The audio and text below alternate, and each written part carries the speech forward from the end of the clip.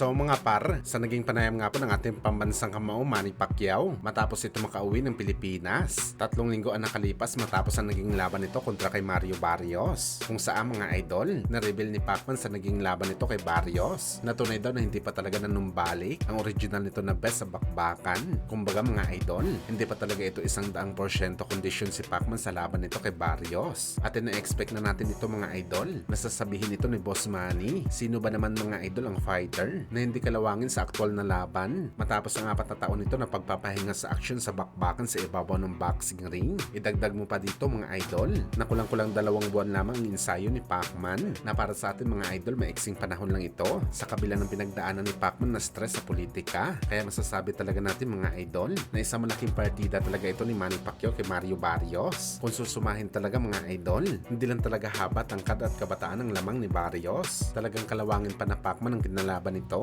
Pero gayon pa man, bigo pa rin siya manalo sa laban sa Pinoy. Pinahirapan pa siya nito. So paano pa kaya mangyayari mga idol kung aktibo pa si Boss Manny?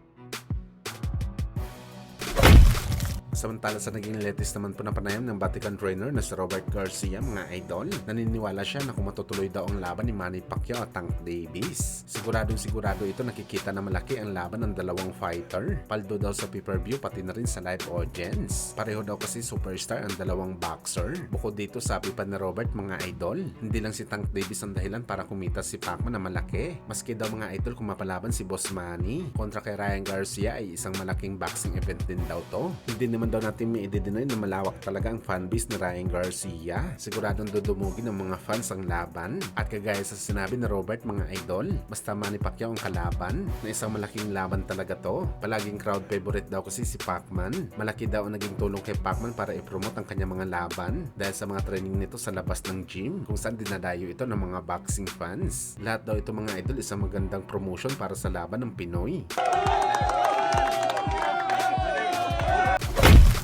Sa kabilang banda naman mga idol, matapos nga po natin binalita na pumanaw na ang Japanese boxer na si Katori dahil sa brain injury nito na tinamo sa laban noong Agosto. May panibagong hapon na naman po na binawian ng buhay. Ito nga mga idol si Murasa Orokawa. At ang masakit dito mga idol, undercard pala ni Katori si Orokawa noong Agosto. Isang boxing event lang pala ang dalawang fighter. At ayon sa mga eksperto mga idol, ang posibleng dahilan daw kung bakit na-injury sa utak ang mga Hapon dahil sa matinding training daw na kanilang pinagdaanan.